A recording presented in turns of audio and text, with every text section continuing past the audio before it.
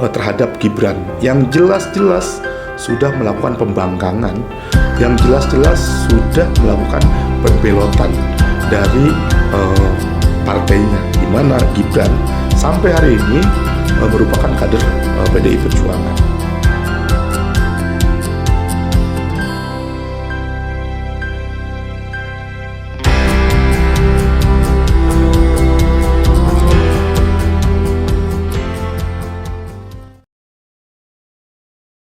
Terima kasih teman-teman yang menyaksikan podcast di Venus Forum ini, dan dalam kesempatan ini tentu isu yang paling menarik dan terus menarik sebelum pemilu 2024 adalah isu bagaimana apa perkembangan yang terjadi di tengah-tengah masyarakat maupun di lini massa terkait dengan dialektika dan eskalasi politik menjelang pemilu 2024. Kalau saya melihat ada pergeseran yang cukup tidak menarik pada 10 hari menjelang pendaftaran calon presiden, menjelang penetapan calon presiden dan wakil presiden, di mana penetapan calon presiden dan wakil presiden oleh KPU Republik Indonesia baru akan ditetapkan pada tanggal 13 November 2023, 2 minggu lagi ke depan. Namun sampai saat ini saya melihat isu-isu yang berkembang tengah-tengah masyarakat justru cenderung tidak substantif. Masyarakat tidak lagi kuat atensinya dengan visi dan misi calon presiden dan wakil presiden. Masyarakat tidak lagi kuat perhatiannya terhadap gagasan masing-masing calon presiden dan wakil presiden, baik itu yang dinyatakan oleh koalisi perubahan maupun oleh koalisi Indonesia Maju dan koalisi yang digagas oleh kawan-kawan dari PDIP.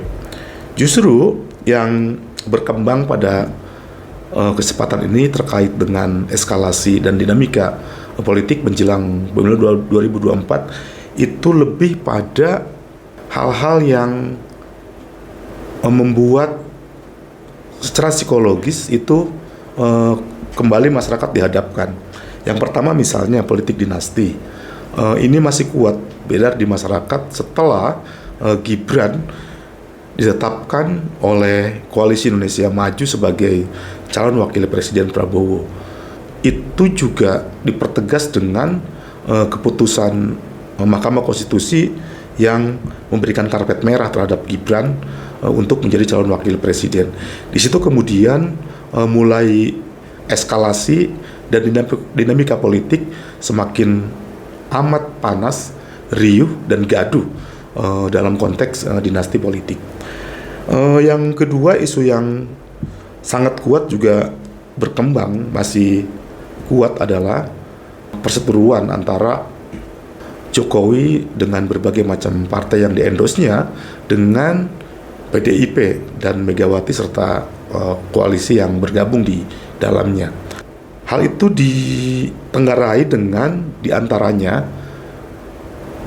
belum ada sikap yang tegas dari PDIP terhadap Gibran yang jelas-jelas sudah melakukan pembangkangan, yang jelas-jelas sudah melakukan pembelotan dari partainya, di mana Gibran sampai hari ini merupakan kader PDI Perjuangan.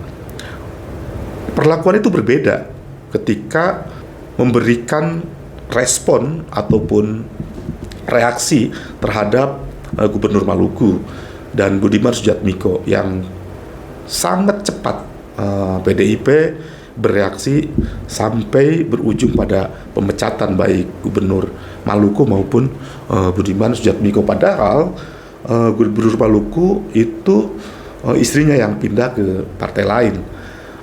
Budiman Sujatmiko itu hanya mendukung Prabowo.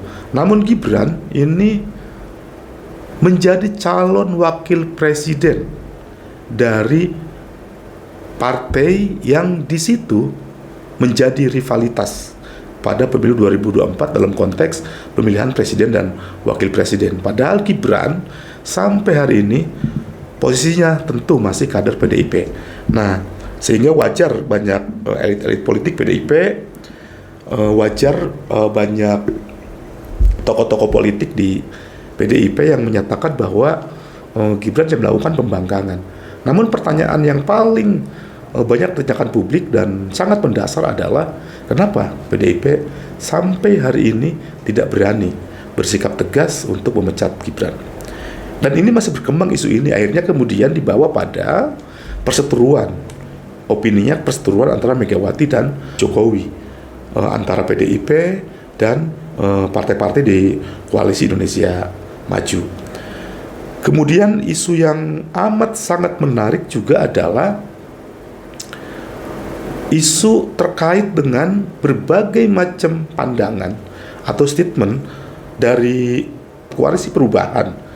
Kenapa sih calon presiden dan wakil presiden di Koalisi Perubahan itu selalu dalam survei ditempatkan pada nomor buncit? Padahal mereka melihat bahwa setiap pertemuan-pertemuan, setiap calon presiden dan wakil presiden dari Koalisi Perubahan datang ke sebuah tempat, itu puluhan ribu massa yang hadir. Tapi kenapa kemudian dalam survei selalu menempati nomor buncit? Nah, kemudian isu yang terakhir tentu saja yang amat sangat menarik pada kesempatan ini adalah isu terkait dengan Mahkamah Kehormatan Mahkamah Konstitusi (MK) yang sedang mengadili indikasi dugaan pelanggaran etik dari hakim-hakim MK. Terlebih adalah Anwar Usman sebagai ketua MK yang dianggap punya konflik of interest, punya konflik kepentingan, karena Anwar Usman merupakan iparnya presiden dan pamannya Gibran.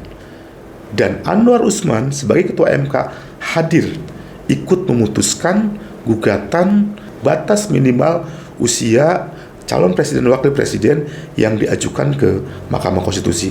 Disitulah kemudian Anwar Usman dianggap memiliki kepentingan untuk memberikan karpet merah kepada Gibran sebagai keponakannya untuk lolos melenggang dengan mudah menjadi calon wakil presidennya Koalisi Indonesia Maju.